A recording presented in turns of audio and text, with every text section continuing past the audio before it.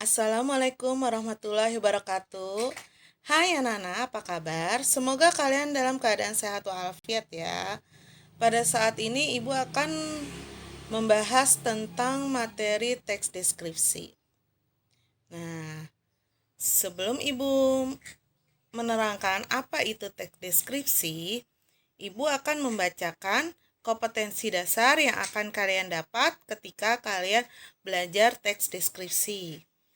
3.1 Mengidentifikasi informasi dalam teks deskripsi tentang objek, sekolah, tempat wisata, tempat bersejarah, dan suasana pentas seni daerah yang didengar dan dibaca.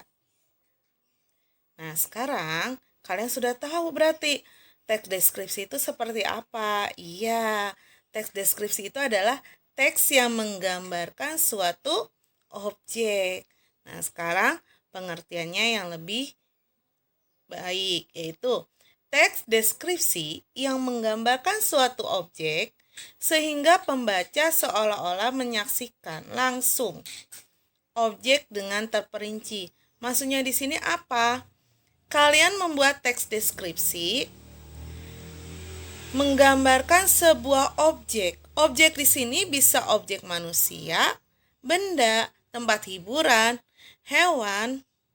Nah, sehingga pembaca yang membaca teks deskripsi kalian dapat menikmati apa yang kalian lihat, apa yang kalian nikmati. Nah, itu yang dinamakan teks deskripsi. Sekarang ciri-ciri dari teks deskripsi, yaitu teks yang menggambarkan atau melukiskan suatu objek.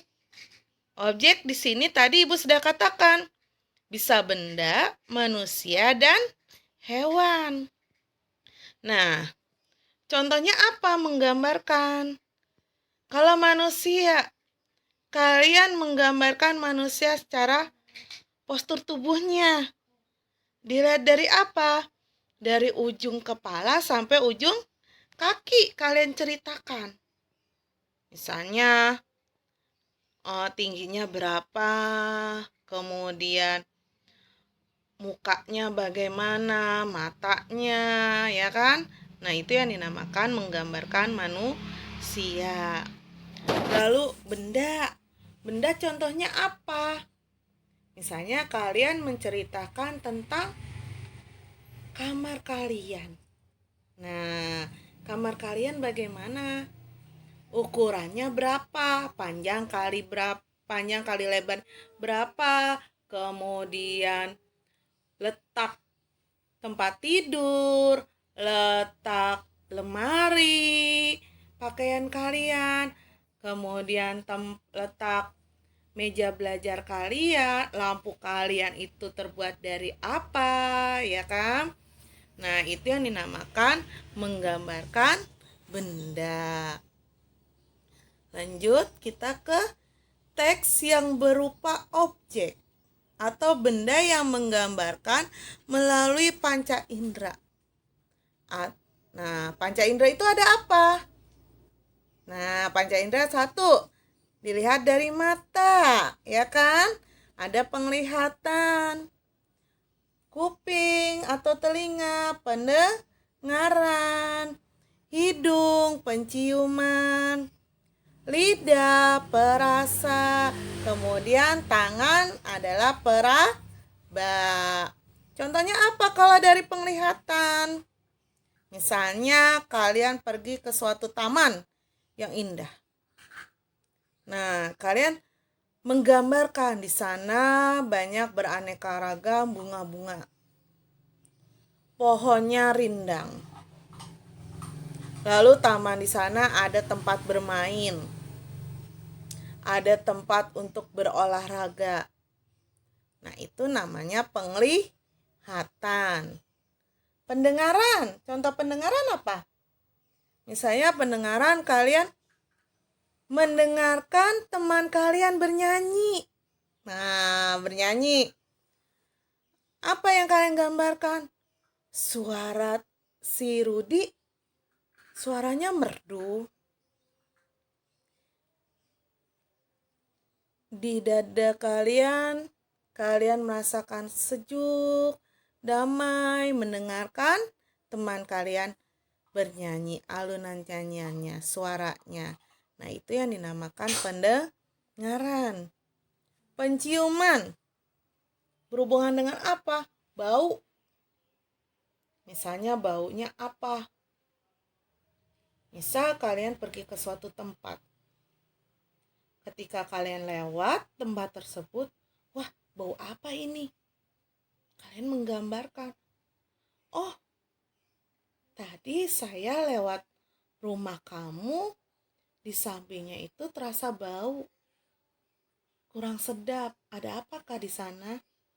Nah, ternyata tempat teman kalian di sampingnya itu adalah tempat pembuangan sampah. Nah, itu kan berdasarkan penciuman. Perasa. Contoh perasa apa? Nah, perasa itu berarti kan berhubungan dengan lidah. Lidah kalian. Berarti kalian mengadakan praktek masak, ya kan? Nah, praktek masak sama guru kalian disuruh masak beraneka ragam. 4 sehat, 5 sempurna. Nah, kalian memasak ada sayuran, lauk pauk, ya kan? Lalu ada penutup, makanan penutup. Nah, ketika guru kalian mengatakan, coba kalian gambarkan masakan kalian. Nah, digambarkan berdasarkan perasa. Kalau didasarkan perasa apa? Nah, didasarkan perasa, wah, masakan Regu A asin sekali sayurnya. Lalu sayur asemnya hambar. Nah, kemudian Regu B. Regu B sayur asemnya pedas sekali. Sampai pedesnya ke ubun-ubun. Misalnya seperti itu. Nah, itu yang dinamakan penggambaran perasa. Kemudian peraba. Peraba itu apa? Berhubungan tadi dengan apa? Dengan tangan. Ya kan? Dengan tangan contohnya. Kemarin saya diajak orang tua saya pergi ke Tanah Abang. Membeli bahan pakaian untuk acara seragam keluarga. Nah, di sana ada beraneka ragam bahan. Saya memegang bahan aneka ragam tersebut. Ada bahan sutra, ada bahan katun, ada sifon. Nah, saya merasakan katun bahannya agak kasar, tapi dia sejuk. Nah, kemudian sutra bahannya halus. Nah, itu yang dinamakan perabaan. Paham kalian? Semoga kalian paham ya. Sekarang kita masuk ke jenis teks deskripsi. Teks deskripsi ada 2. Satu, pertama dulu nih, spesial. Spesial adalah teks yang menggambarkan suatu ruangan dan waktu. Nah, kalau tadi kan ruangan ibu dan menerangkan ya tentang kamar kalian. Nah, sekarang ibu akan menerangkan, memberikan contoh tentang waktu. Waktu itu apa contohnya? Misalnya, kalian menceritakan tentang rutinitas kalian. Mulai dari kalian bangun pagi, jam berapa, misalnya jam 4 kalian bangun, kemudian mempersiapkan untuk sholat subuh, berjamaah di masjid.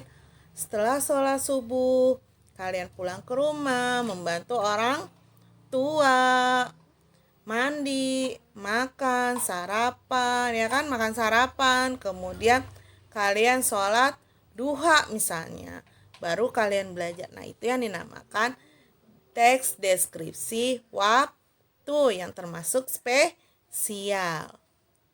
Yang selanjutnya adalah deskripsi subjektif. Subjektif itu apa? Teks yang menggambarkan manusia, hewan, benda. Nah, subjektif itu apa? Misalnya manusia, tentang apa? Sifat.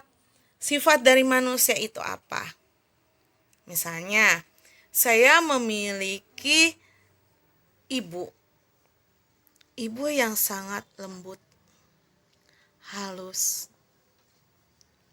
Dia sama sekali tidak pernah memarahi saya. Nah, ibu saya itu kalau berbicara pun sangat pelan. Tidak pernah ibu saya membentak saya. Dia membelai saya, memberi kasih sayang. Nah, itu yang dinamakan teks deskripsi subjektif. Baik, semoga kalian paham penjelasan dari saya. Ya, sampai di sini dulu pengertian dari saya tentang teks deskripsi. Semoga kalian dalam keadaan COVID ini kalian bisa belajar. Tidak perlu lagi kalian gundah, tidak perlu lagi kalian malas-malas di rumah. Tetaplah kalian belajar. Sekian dari Ibu.